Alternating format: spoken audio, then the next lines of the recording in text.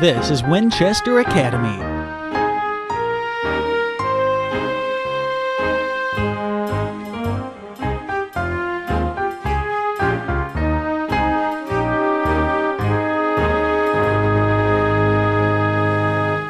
We continue our 25th anniversary year with tonight's speaker. Natlie Fleury is the program coordinator for dispute resolution at Marquette Law School and an adjunct professor of law. That is all I'm going to say about her, because I want her to open up for you herself, and you'll find out what a really very fascinating lady she is. Thank you. Well, good evening. Do you want this? I got one of my own. Stuck right on top, right onto my jacket. So I'll just expound just a little bit more in terms of my background. So I am an adjunct professor of law at Marquette University Law School, and I teach mediation. So this morning I was at the Milwaukee County Courthouse with my group of students, and they were mediating small claims cases for unrepresented litigants. So that's what I do on Mondays. And it's a great class, and I love it, and I'll talk a little bit about that with some of the other pieces that we look at tonight. I'm also an ombuds at the Medical College of Wisconsin. Anybody know what an ombuds or an ombuds person is? Yeah, so it's another way of helping people resolve disputes. I'm an organizational ombud, so people come to me with their problems, and I help them figure out ways to find resolution. I have been mediating since 1997. I also do family mediation, and I helped design and implement the foreclosure mediation program that's actually being used throughout the state, including Waupaca County. So I was up here in 2009, 2010, helping to get a foreclosure mediation program started for Waupaca. So if you know anybody who had to go through that difficult time, that was one of the programs that I helped put together. So mediation is my thing. When I was in law school in the late 80s, early 90s, I spent a lot of time going, there's got to be a better way. There's got to be a better way. And I was going to be a litigator. I have a lot of theater background, and they said, oh, you're going to be a fabulous litigator. And I thought, okay, I can do that, right? It was LA law kind of thing. Then I got to law school, and the adversarial thing didn't really work very well for me. And I spent a lot of time in law school thinking, why isn't there a different way to handle this? And it turned out that mediation was just really gaining ground as a method for resolving disputes when I was in law school. And I found a graduate certificate program in dispute resolution at Marquette University after I graduated from law school and enrolled in that program and really had found my niche. This is where I belong. And I think in part mediation works really well for me because my mom, Judy Traband, who's in the back of the room, the whole time we were growing up, she said, there's always something going on that you know nothing about. There's always something underneath the surface that's affecting the way people are behaving. And I took that internally, and it's really colored the way I approach dispute resolution throughout the different types of disputes I deal with. Now, I'm going to talk tonight about people's choices about whether or not they want to mediate when they have a court case. The survey that you had, I'm going to actually talk you through that a little bit later. But the focus of the discussion tonight is when somebody has a dispute that's going to court, what kind of mechanisms do they think they want early on to help resolve that dispute? Hence the to mediate or not to mediate. And because I have a theater background, I spent a little time incorporating Hamlet into some other parts of the program. And I double-clicked, which it doesn't like. So I'm going to go back here. Escape out. Nope. Try it again. Well, it was behaving before. All right. Okay, what am I doing wrong? I think you might want to just have to use the mouse on the surface. Are you trying to advance with the mouse? Yes. Is the mouse turned on? It is. We even practiced before dinner. If you want, I can sit here. I'm not going to make you do that. Can you get the slideshow back up? And I'll go back up. for you, she's offering. So as I said, as a theater geek, I brought in some additional lines from Hamlet. So this is one of the famous lines about whether 'tis nobler to suffer in the mind to suffer the slings and arrows of outrageous fortune, or to take arms against a sea of trouble, and by opposing end them. And of course, when you're in a court case, you're in a sea of trouble. So looking in the room, I want to do a roadmap quickly about what I'm going to talk about, and then we'll dig into the substance. So I'm bringing together 3 different studies that were recently done about the attitudes people have towards different dispute resolution mechanisms when they're early on in a court case. There's been a lot of speculation about what parties want, and these surveys actually analyze that. And you're going to get a chance to do the same thing with the survey that you have. We're also going to be looking at a National Center for State Courts study that compared ADR to the court system and what people felt about dispute resolution as opposed to court. And then we're also going to be looking at the Maryland Judiciary study that focused on what people felt they got out of alternative dispute resolution as opposed to taking a case through court. So how many people in the audience have had a court case where they've had to go through some sort of litigation? Okay. How many people know somebody who had to go through some sort of litigation in court? How many people know somebody who might have been divorced? Contract dispute, personal injury dispute, car accident. These are all the types of situations that can end up having court cases assigned to them. And so I want people to be thinking about either those specific cases or, using another Hamlet quote, the play's the thing. I've come up with a scenario for you to think about as if it happened to you to frame up the discussion tonight. So suspend your disbelief depending on how big your yard is. But in this situation, imagine that a neighbor's tree came down during a storm and it landed on your garage. All right, tore a hole in the roof of your garage, damaged the cars inside. Last year, you had sent a text or you had talked with your neighbor across the fence and you had said, I'm really worried there seem to be a lot of dead branches in that tree. Is this something you can take care of? And your neighbor decided not to do anything about it. Of course, you filed with the insurance company, and in this case, the insurance companies are fighting over liability. One of them is saying the neighbor was negligent, they didn't take care of the tree, and the neighbor's insurance company is saying, well, it was an act of God. So this is the kind of thing that would get you into a tangle, into a case in court. And in this case, just to make it something that, there'd be a little skin in the game, we're talking about $40,000 worth of damage. All right? So I want you to kind of keep that scenario in your head when we're talking through the different steps here and the different kinds of dispute resolution processes that people might select if they're dealing with this kind of a court case in court. Now, the survey instrument that I gave you and the discussion I'm going to be having is focused on right after a court case is filed. So this is before anybody's actually had to show up in the courtroom, but they're at the point where the court case has been filed. They have to decide what kind of process am I going to use to try and resolve this dispute. All right, so we're going to spend just a few minutes talking about alternative dispute resolution. I'm going to be focusing on 2 main types of alternative dispute resolution. Mediation. How many people are familiar with the mediation process? Okay. The key with the mediation process is it's bringing in a neutral third person who facilitates communication and negotiation between the parties, promotes voluntary decision making, and has the parties really come up with the decision to the dispute. Okay? As a mediator, I think this is one of the best processes on the planet. I like sitting down with parties and having them decide what the best outcome is. It's, again, a voluntary process, but the parties are doing a lot of the work. Another way to look at mediation is it's a facilitated negotiation. You've got a third person in there helping with the communication and the exchange of information, but the parties are making the decisions themselves. We as mediators think that that is great. It's really, really important. Another type of alternative dispute resolution that a lot of people are familiar with is arbitration. How many people have familiarity with arbitration?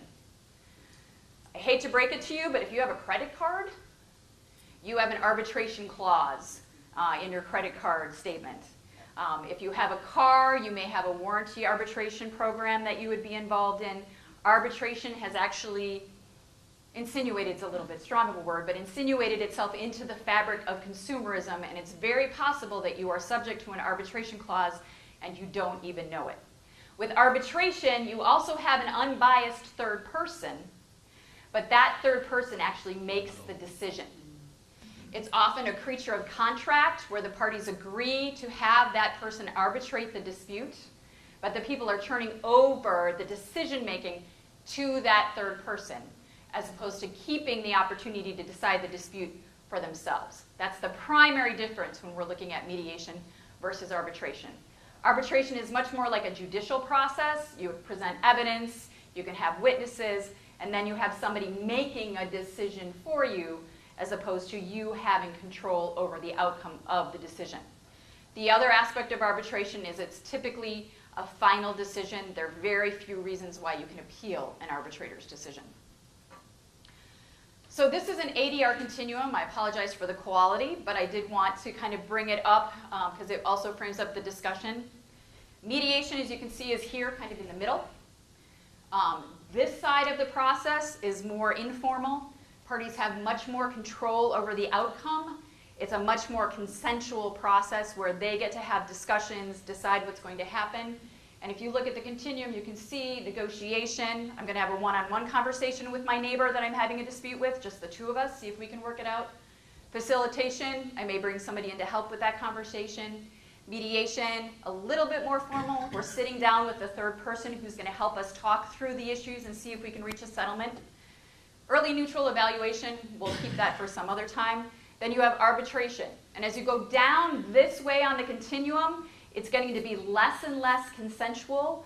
Parties have less and less control over the outcome. It's becoming much, much more adjudicative, like a court kind of a process. And then at this end, you would have a court case where you appeared in front of a judge or a jury. And in that case, the parties have ceded control. They've turned over control of the resolution to somebody else and said, make a decision for me. I don't want to have any input into it. I want you to make the decision for me. Now, in mediation, one of the big pieces, to thine own self be true, this idea of self-determination. I, as a party, I want control over the outcome of my dispute. I want a say in it. We as mediators think that's very, very important and think that parties really, really want it. This is actually language out of the standards of conduct for mediators promulgated by the American Bar Association and the dispute resolution section of the American Bar Association. And it's, again, self-determination is incredibly important in a mediation setting. Parties should have that power, and it comes in at any point in the mediation session. And I'm stressing this because we're going to be talking about whether parties in a court case believe that they want self-determination or not. But this is something that we as mediators hold to be sacrosanct. Parties should be able to make their own decisions about the outcome of their dispute. So we're going to be looking at a couple of different research reports today, as I mentioned earlier, and we're going to be starting with these research reports that were created by a colleague of mine named Donna Shastowski out of the University of California at Davis. And she was looking at this issue of, do parties really want to have control over the outcome, or do they want to give it up to a third person, or are there some interesting wrinkles in there that we really should be looking at as dispute resolution professionals? Again, mediators think, yes, parties want to have self-determination. Well, there hasn't been a whole lot of research about that. So this is actually focusing on research that really determines whether people in actual court cases really do want to have that control. So she did two different kinds of studies. And the survey that you have is actually part of the micro study. She did also a macro study. So with the macro study, what she did was she described the different types of dispute resolution processes. Mediation, a process where a third person sits down with the parties, helps them have communication, and the parties come up with their own decision. And then she had people circle whether or not that was a kind of process that appealed to them. Then in the same set of questions, she included these micro study questions that you have in front of you. And that's really looking at the different types of characteristics of these different processes. No labels, so nothing that says binding arbitration, mediation, arbitration, neutral evaluation, but the characteristics of the different kinds of processes. What are some of the things that make it kind of process that people might be interested in, and taking away the labels. And what she wanted to see was, is there a difference? When I label it as a certain kind of process, do I get a different result than if I say this is an attribute of that kind of process? So we're going to spend a few minutes looking at that survey right now. So again, you're ranking it on a scale of 1 to 10, and it's divided into 3 different segments. So number A is who should decide my case.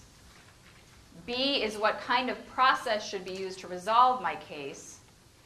And C is what rules should be used to decide my case. And I want to have you take just a minute and take the survey so that it's kind of framing up what your attitudes are, so that we'll be then comparing it to the attitudes that they found in the study. Oh, yes, definitely. I'll get them on the back.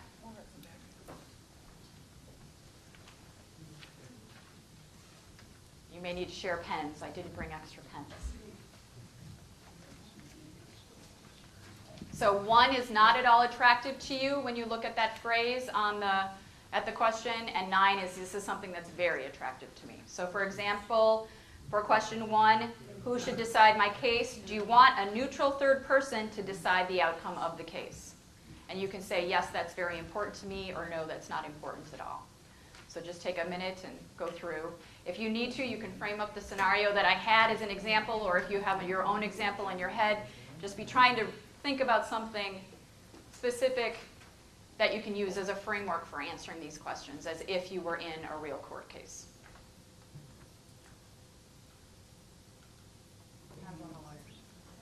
All right, I'm going to move through the next slide, and if you want to take a few more minutes to finish it, that's fine. Otherwise, I'm just going to start moving through to the next piece. So when we look at these questions and the types of processes that they're getting at, we're talking about a situation where the attorneys negotiate without the clients present. Some of the questions are going to whether or not the attorneys are negotiating with the clients present. Some of the questions are focused on what would be a mediation type of a process. Some are focusing on non-binding arbitration. Some are focusing on binding arbitration, where the decision is final and it cannot be appealed. Some are focused on a judge decides without a trial. Some are focused on a jury trial with a jury of your peers. And some are focused on a judge trial on the bench. So those are the kinds of attributes that these questions are focusing on, and these are the kinds of processes that they're assessing. And again, in this micro study, they were looking specifically at the attributes as opposed to the labels to kind of see if there's a difference. Now, Donna hypothesized that litigants are going to evaluate which type of process to use based on whether or not they offer control to the litigants instead of a third party. So when they're deciding, this is the process I want to use, people are figuring, do I have control, or am I giving control to somebody else?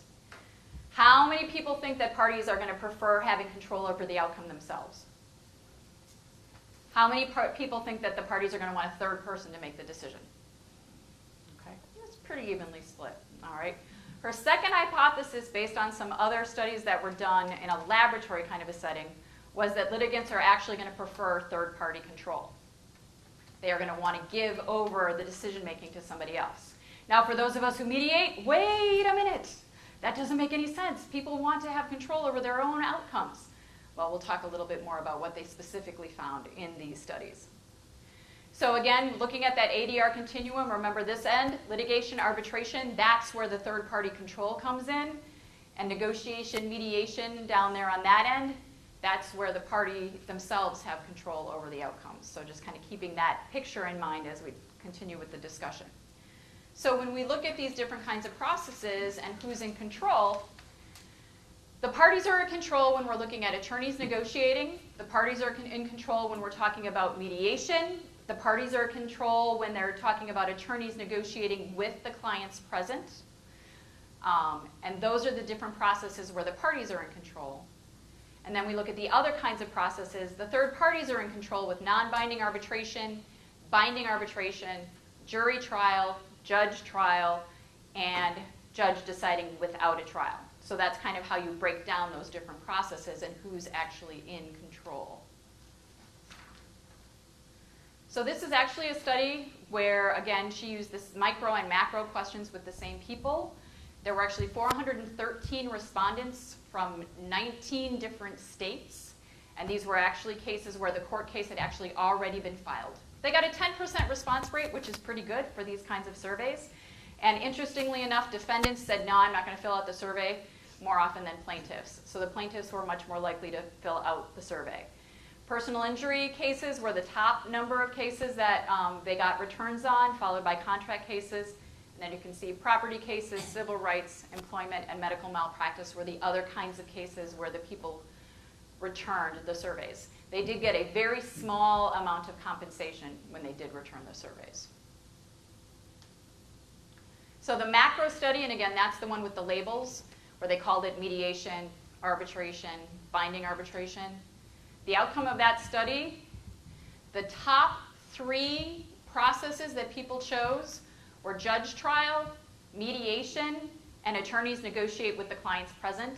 And there was no statistically different number between those 3. They came up pretty equally. Judge trial, mediation, and attorneys negotiate with the clients present, which is kind of interesting because a judge trial is third-party control, right? It's turning it all over to somebody else. Whereas with mediation and attorneys negotiating with the clients present, it's maintaining control. So kind of an interesting little wrinkle in the statistics there. Now the micro study outcome, which is the study that this survey focused on, in order of preference, they chose process managed by others, third-party process focus and decision control, parties decide with advice or help, or parties control the process and the role. So that's in order. So in the micro study, people very clearly turned it all over to a third party. Now remember, it's the same 413 people answering both types of questions. So they had one where there's labels, mediation, arbitration, binding arbitration. They had another set of questions like this, where it was more process attributes, and they're coming up with different determinations about which kind of process they want.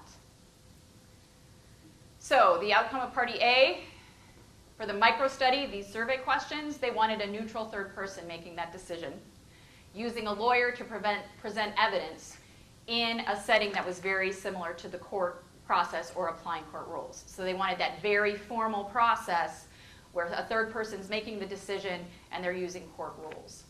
And again, remember, that's this end of the continuum, right? They don't have a whole lot of control. They're ceding all of the control to somebody else.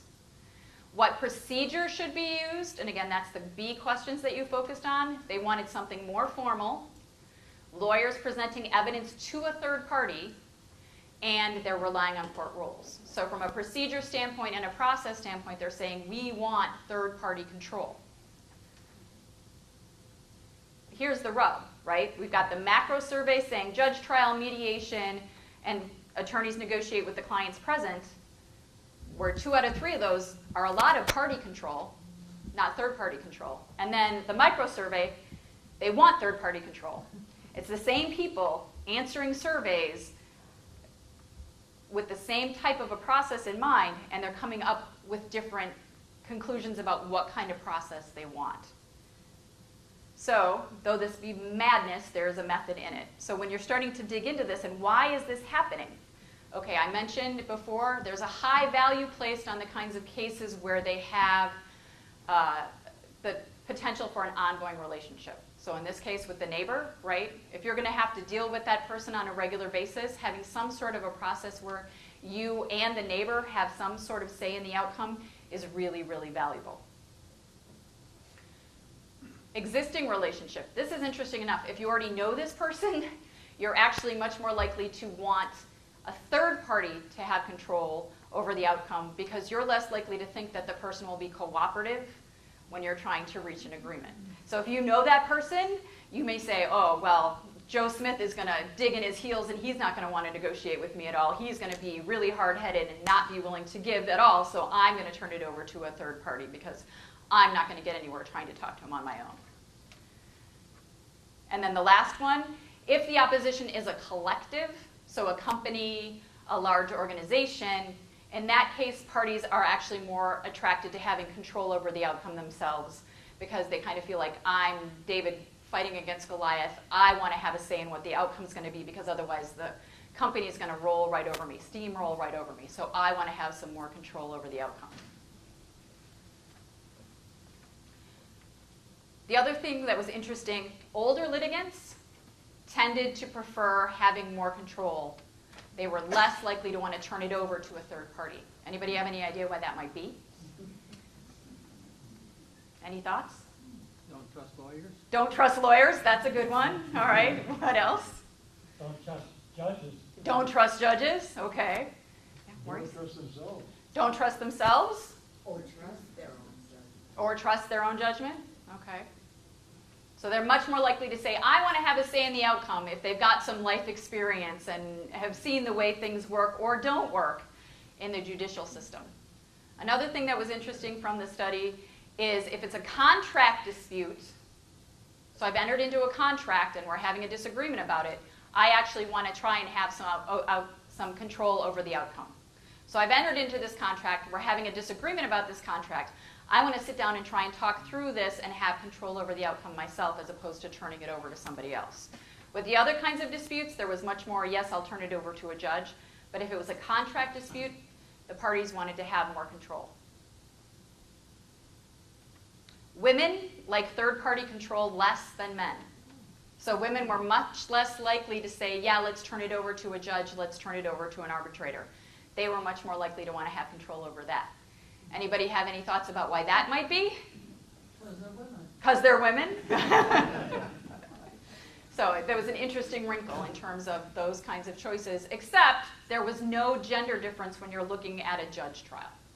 So when they looked at the statistics, women and men equally said that they were interested in judge trials.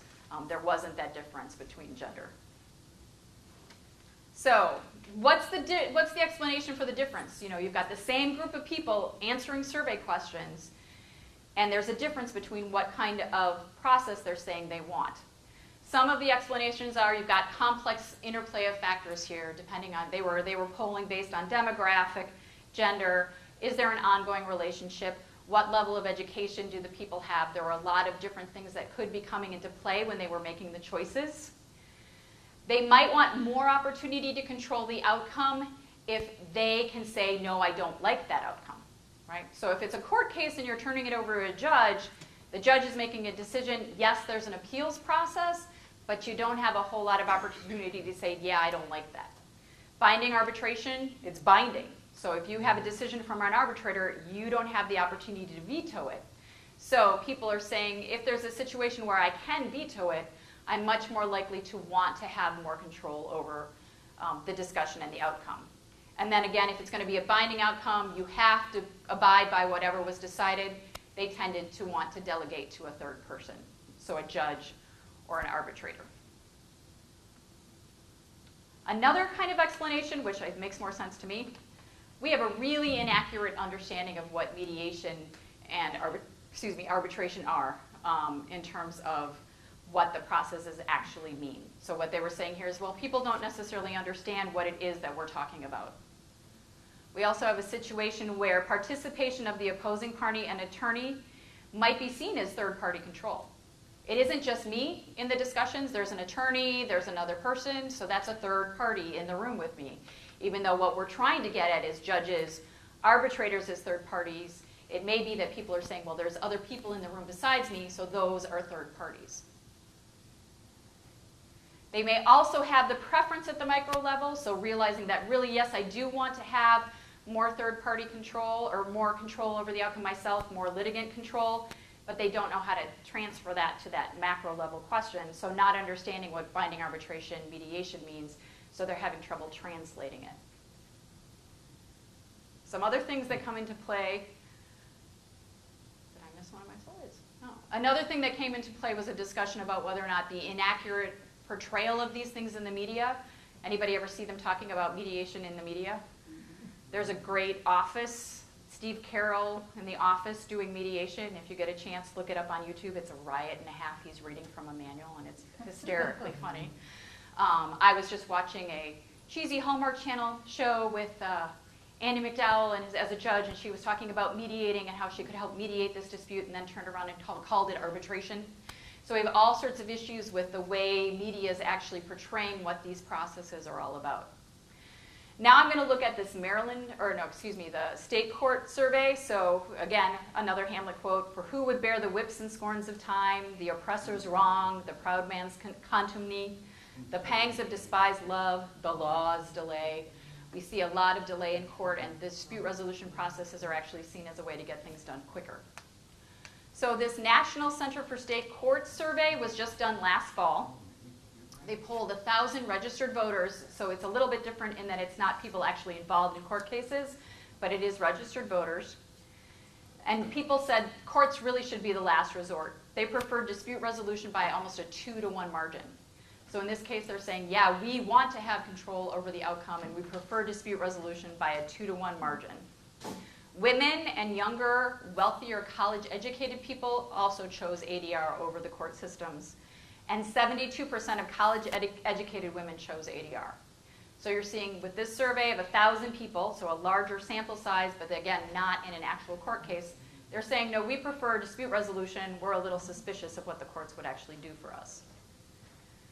They said it's more likely that we're going to be able to resolve a dispute outside of court if a lawyer helps us. So that goes, we were talking about lawyer suspicion before, but in here they're saying, yeah, lawyers could actually really help us. And they think that lawyers can actually make it happen quicker as well. Things are going to be done quicker if we actually bring lawyers into the mix. So it's just interesting to look at that survey as opposed to the other survey, just in terms of the dynamics of the choices of the different processes. So now I'm going to talk a little bit about this Maryland judiciary study. Now this is a very interesting study because it's actually polling people who went through a court case and either were put in a group that had the option to do dispute resolution, ADR, or did not have the option and were in a control group. And they were looking very clearly at measuring the different attitudes towards the other participant, both at the beginning of the dispute and at the end of the dispute, whether or not they took a sense of empowerment out of being part of the process, because again, that self-determination piece, we talk about self-determination, control over the outcome. The idea is that it's really supposed to empower you to resolve your disputes. Whether or not people had a certain sense of responsibility for what got them into that situation in the first place. So they're checking, did you feel responsible for the situation at the beginning and then at the end of the process? Whether or not the conflict has been resolved. Satisfaction with the judicial system, and then the likelihood about whether or not these cases are going to come back to court. One of the things we talk about a lot in mediation is that people who have a say in the outcome are much less likely to come back to court. And this actual survey was testing whether or not that is actually true. So the short-term outcomes, they looked at short-term outcomes and long-term outcomes. This study actually found that ADR had a statistically significant impact on their experiences and attitudes. That it was a much more positive experience from them than the court process, that they could express themselves, their needs, their concerns, and have that heard and addressed in the dispute resolution processes. All of the underlying issues came out. Remember I talked about that there's always something going on that you know nothing about? All of that came out. They talk about, it's not about the tree, it's actually about the relationship that you had years ago when your kids were friends, and then it turned out that they stopped being friends, and so you stopped communicating. So all these underlying issues that may be underneath the surface of these disputes came out and were able to be resolved. That's another piece, that the issues actually got resolved. There aren't things hanging out over people's heads anymore. And they were completely resolved as opposed to only partially resolved. Things aren't going to come back bubbling up when you've used a dispute resolution process, where if there's a court and they just make a decision, sometimes issues are going to come bubbling back up. And the other interesting piece is in a dispute resolution process, people were actually much more likely to be able to say, yes, I contributed to what happened. It wasn't all the other person's fault. I can actually admit that, I had something to do with the reason why we ended up in a court situation.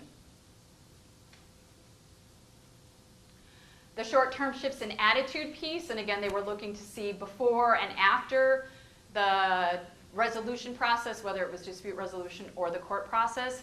People who went through the dispute resolution process are much more likely to say, again, I can take responsibility for this. I can see where I contributed. And they are going to disagree more with the statement, the other people need to learn they are wrong from before and after the process. What does that say to you?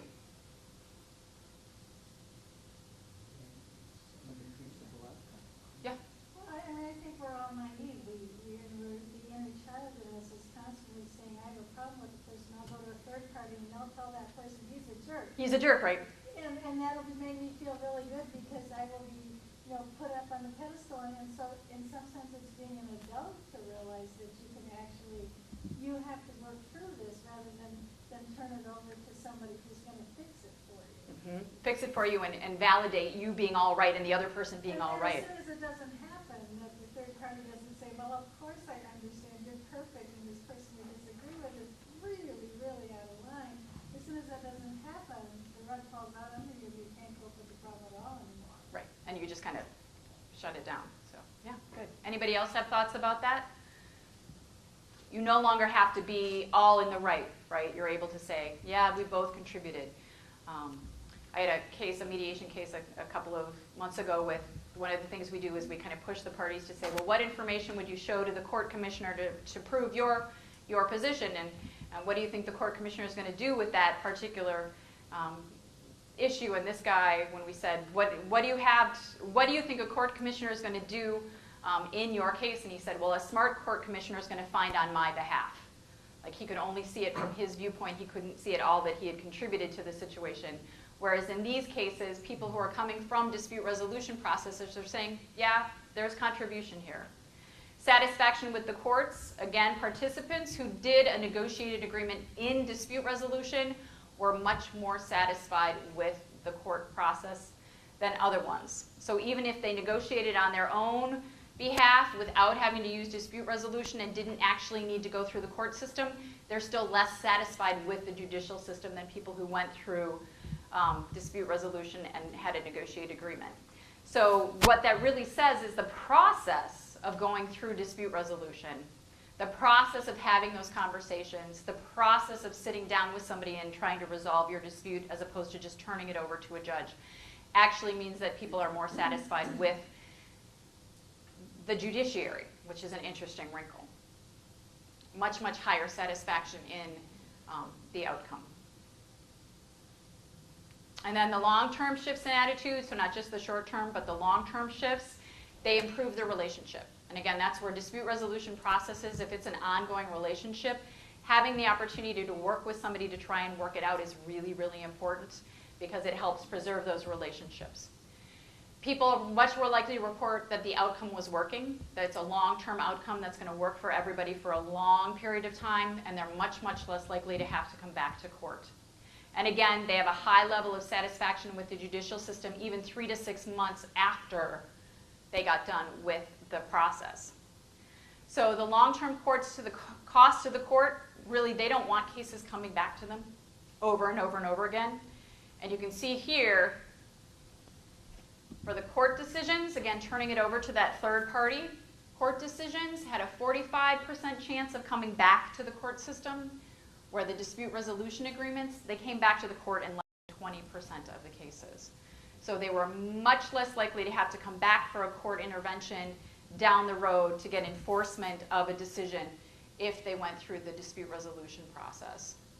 It says cases that reached agreement in mediation are half as likely to have to come back to court, and that's a really significant statistic for the courts and the cost to the court system. I've gone through a lot of my slides. All right. So as I mentioned early on, these studies that were done, the first part of the study was actually done for people just in a court case, the beginning, what they call ex ante, and then these were actually surveys done of people who went through the process. Their surveys were done at the beginning and then at the end. One of the things that's interesting when we look at these statistical analysis where we've got people saying, no, I want third-party control at the beginning of a process, after they've actually gone through the process, after the fact, they tend to be much more likely to say, no, I wanted to have control over the outcome. I'm much less satisfied with what happened to me because I turned it over to a third party. I would have been much happier if I'd had control over the outcome. So litigants' perceptions of procedural justice are influenced more by the process. So they're going to be much more likely to say, I had a good experience if they feel that they had voice.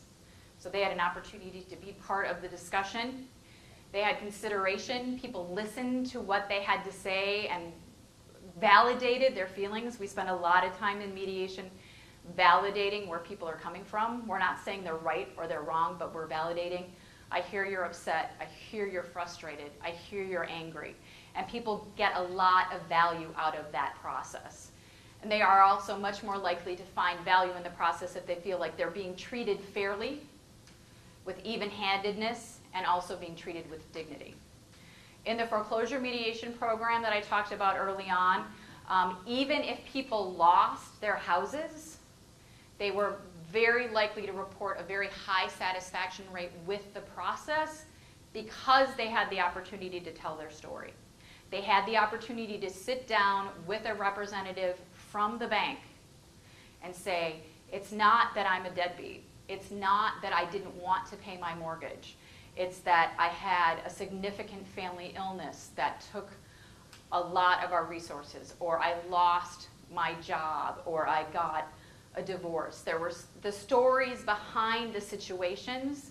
If people have the opportunity to tell those stories in these kinds of processes with somebody paying attention to it, they're much more likely to be satisfied with the outcome because they feel that they were heard, because they are acknowledged as a human being with life experiences that affect what's going on for them.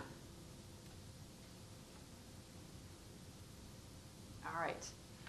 And these attributes, this voice, consideration, a sense of dignity, are all things that are actually much more attributes of dispute resolution, mediation in particular, than they are of litigation or arbitration.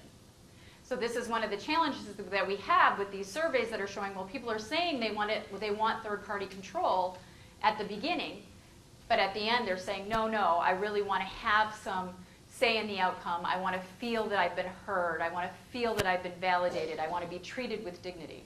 So there's a real disconnect there that we have to figure out how to address. So people are much less concerned with who makes the decision. So is it a judge? Is it an arbitrator? Than how the decision was made. And again, that goes back to the, did I have a voice? Was somebody listening to me? Do I feel like it was a fair process where I had some sort of a say in the outcome? People really look at that aspect of things when they're deciding whether after the fact they've had what they consider to be a fair process applied to the situation that they're in. So again, when we look at this ADR continuum, we've got that disconnect. So we have people saying this is what they want early on. I want to give the outcome over to a third person. But then at the end, after the fact, they're actually talking much more about having these kinds of processes, that they want this in order to be satisfied with the outcome of their court case. And so lawyers and mediators, we have to figure out a couple of things, because clearly there's sort of a disconnect with what people think they want and then what they really want. So for us, the implications really are pretty clear. We've got some issues with the lack of accurate portrayal of dispute resolution, mediation in the media, in the popular media. Anybody familiar with the TV show Fairly Legal? It was a Showtime TV show where the main character was supposedly a mediator. It really seemed to have a lot more to do with what she was wearing than what kind of processes she was engaged in. But if you have a chance, you can look there. I think they're still available on one of the streaming videos. Wedding Crashers, anybody familiar with Wedding Crashers? Okay, there's a mediation scene at the beginning of Wedding Crashers. Not the kind of mediation that I would be engaged in. Parenthood, anybody familiar with Parenthood, the TV show Parenthood?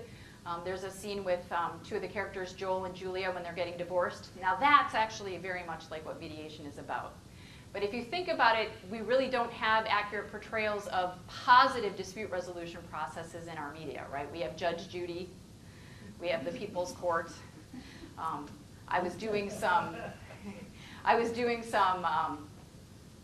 assimilating some clips for my student dispute resolution organization at Marquette and came across on YouTube, there is an arbitration between Dave Letterman and Johnny Carson, because Johnny Carson apparently took Dave Letterman's truck at one point. If you get a chance, you can look on YouTube and find this. And when Dave got the truck back, there was a headlight that was broken. And they did an arbitration on the Johnny Carson show with Judge Wapner. So if you get a chance, take a look. It's pretty amusing. But again, that's another kind of interesting portrayal of what these processes are all about in the popular media that really isn't in keeping with what the processes actually look like. We also need to look at whether or not we're educating parties appropriately about what these different processes mean, and that's even at the court level. So when somebody files a court case, are they getting information about what the different dispute resolution processes are that are available to them that allows them to make an informed choice about what kind of process is going to work best for them? And this is another situation where there is no cookie cutter answer to whether or not these dispute resolution process is best for you. And ideally, if you're working with attorneys, the attorneys are actually educating you about what the different processes are about and finding out a little bit more from you about what's your goal for the outcome in this case. Is this a situation where you have an ongoing relationship with somebody and you need to be able to maintain that relationship? Well, in that case, mediation makes a lot of sense. You know, mediation is very, very popular in family disputes, and that's because, especially when there's children involved, people are going to be co-parenting for decades. And they need to figure out some sort of a process that's going to allow them to move forward in their new family dynamic in a positive way, as opposed to just turning it over to a judge and having that litigation tension, kind of the War of the Roses. Anybody remember that movie? Kathleen Turner and Danny DeVito, right? We don't want that kind of tension. We want people to have the opportunity to come up with a process that's going to allow them to move forward in a positive way. And attorneys need to be doing a lot more discussion with parties about what is it that you need out of this process. And sometimes turning it over to a judge is exactly what somebody wants. I want my day in court. I want to be able to prove that I'm right. Now, everybody goes into court thinking they're going to win. So again, the attorneys need to kind of dig in with them a little bit more about what is it that they need out of this process, and to be thinking a little bit more carefully about which kind of dispute resolution process is going to be best for them when we're looking at that continuum again. So my last little Hamlet quote: "Give every man thine ear, but few thy voice. Take each man's censure, but reserve thy judgment." As a mediator, I think there's a lot better ways to resolve these kinds of disputes than going into the court system for most cases. And we look at the burdens on the courts with reduced resources, reduced judges on the bench, all the types of things that are pulling people away from being able to have a quick positive resolution. These dispute resolution processes are very, very important for people to have access to going forward. So, and that's the end of the formal presentation. I've got my sources listed as well, so you can take a look at, if you love to dig into statistics, there's a lot of statistical analysis in these different studies. And again, looking at a lot of different pieces of demographic information and comparison of different statistical reporting that I didn't have time to dig into tonight, but those are the cases and the studies that I was looking at. So, any questions at this point? Before we start our Q&A, let's give Natlie a nice.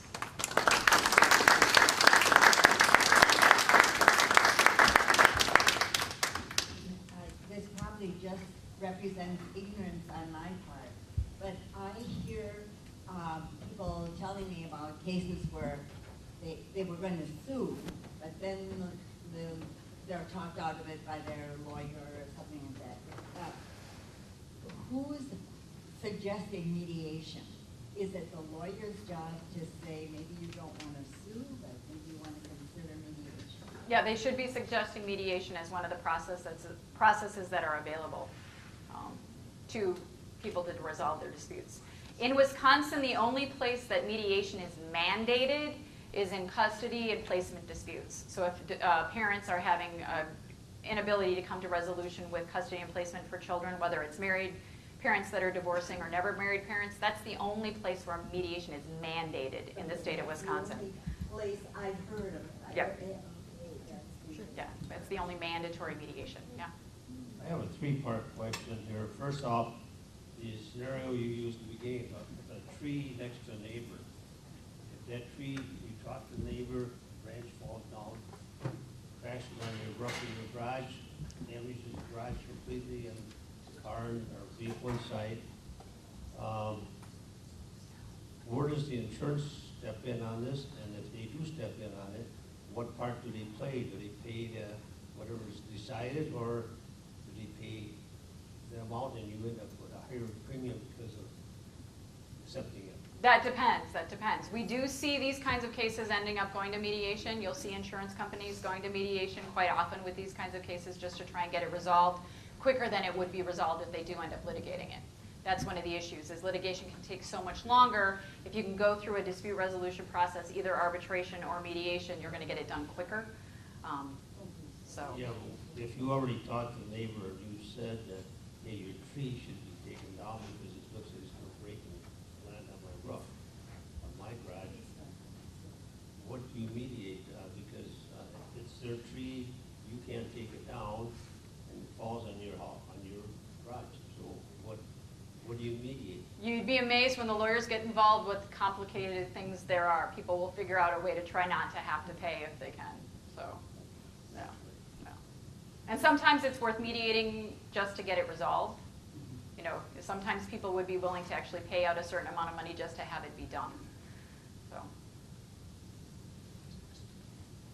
There are times where it becomes very difficult.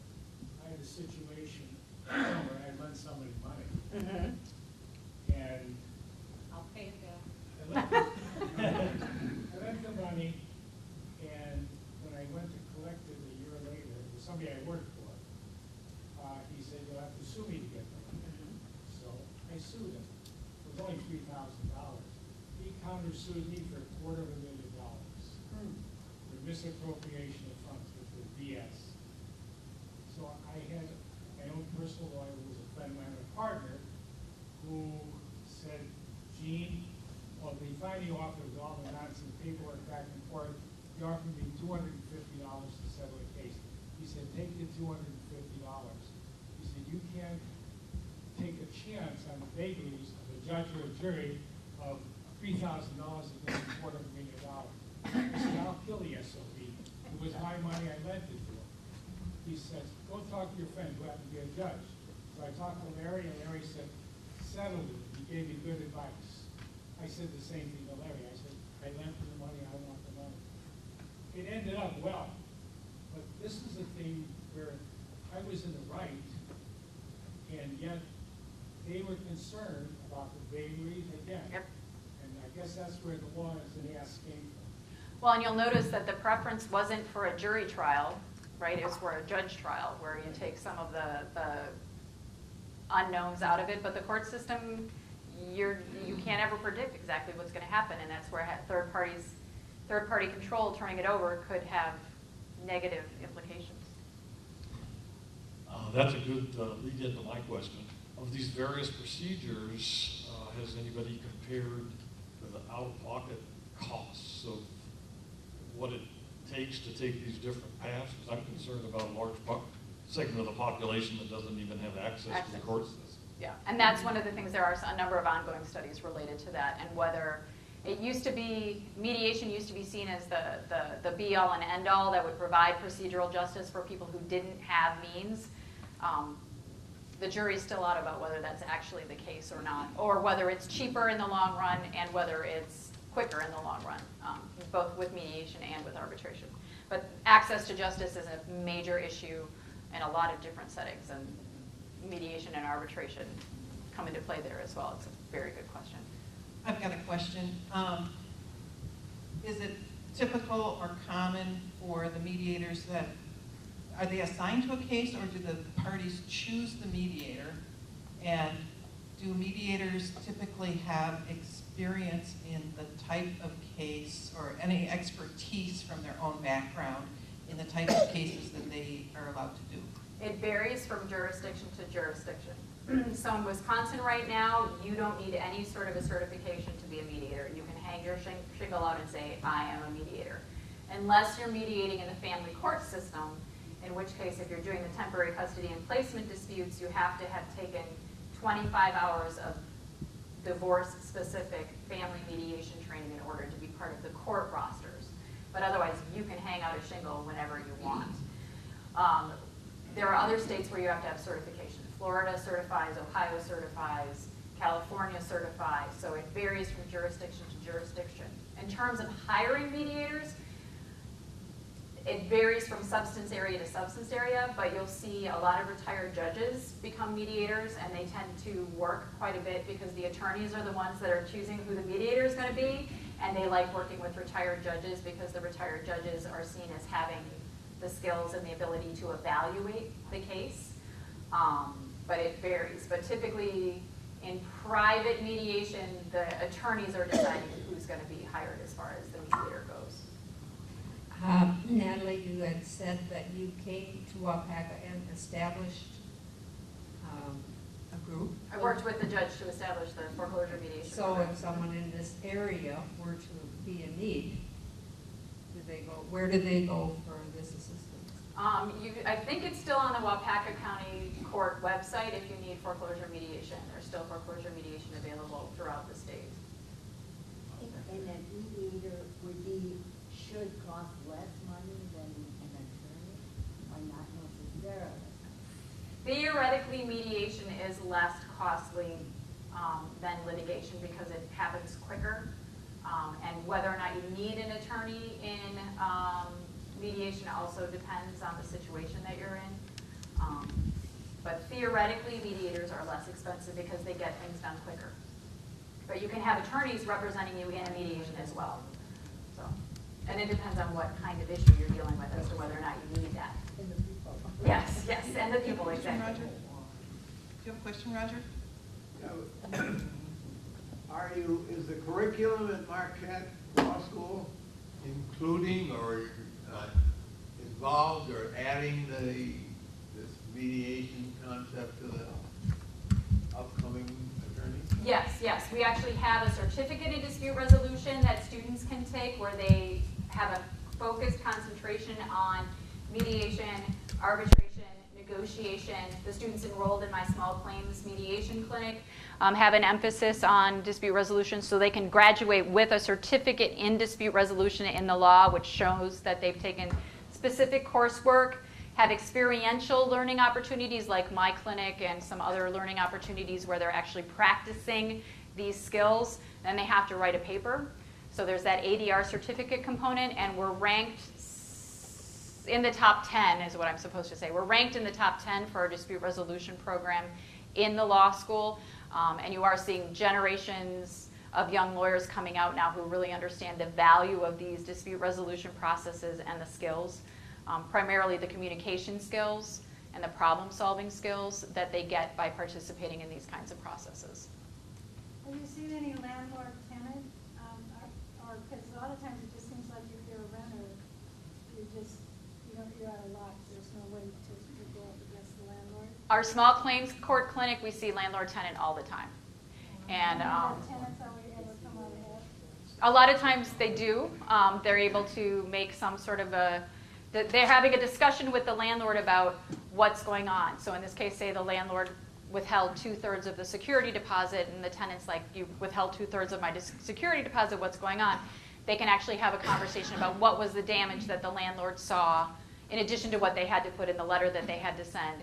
Have a discussion about maybe what was going on in the tenant's life that led to them having to leave without cleaning the apartment. I ended up having to, drive down to New Mexico to take care of my ailing parent, and that's why I wasn't able to clean the apartment. So the value of the mediation process in that kind of situation is they get to sit down with each other and talk about what's going on.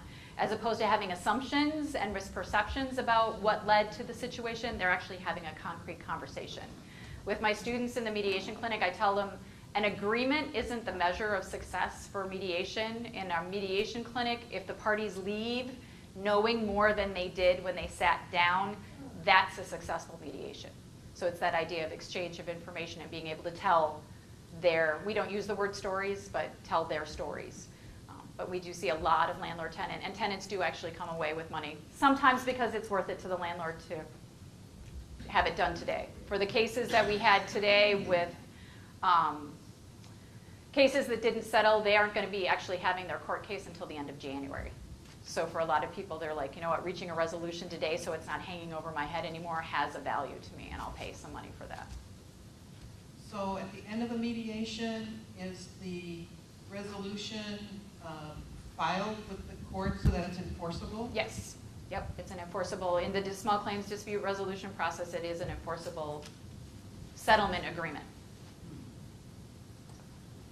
Another question. Okay. I don't know if I can remember it.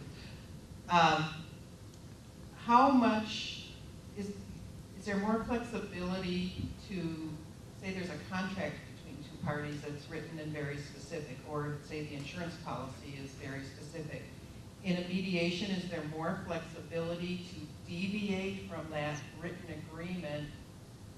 And similarly, if there's like laws in place, but they don't seem to really be fair or exactly applicable in the situation, is there more flexibility to deviate from actually the law? Yes, much more flexibility, much more opportunities for creative problem solving. So in our small claims mediation clinic example, again, I did that this morning, so it's fresh in my mind. We are a divorce court for never married people, okay? So we get people who don't have a legal resource for dividing up their property, but they want to come and divide up their property. And all a judge would be able to do would be to say, you know, Joe pay Sue $750 for her stuff. That's all they can do, where we can sit down and have them divide up the stuff. You don't want to say that the law doesn't apply, but there's much more flexibility within the mediation process for them to voluntarily agree that they're going to put the contract aside and come up with some sort of resolution that works for both of them.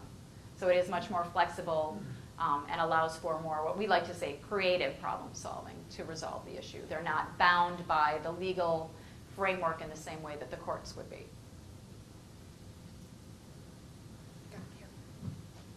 How do you ask for mediation instead of going to a judge trial or a jury trial? Like, sometimes you get caught up in the court system and you just feel like you don't have a voice. You just get pushed along this continuum, and all of a sudden the judge says, well, we're going to have a trial. You decide if you want a jury or just a judge.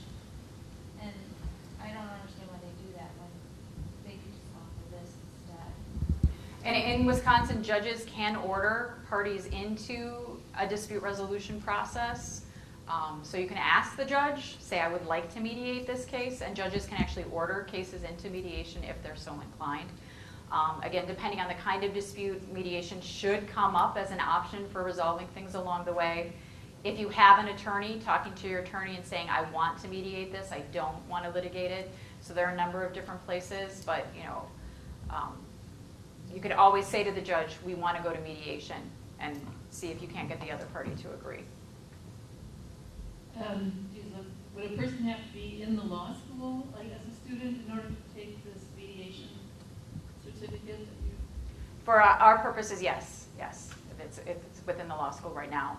If you're interested in getting mediation training, I would encourage you to look at the Wisconsin Association of Mediators. They offer training for people in the general public. So that would be another resource to look at in terms of getting potential training in dispute resolution.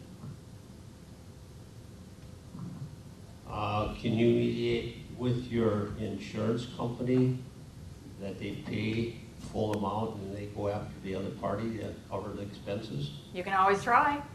Exactly. You could always try. Yeah. A simple question: how do you get the judge's attention? How do you speak to the judge? What do you say?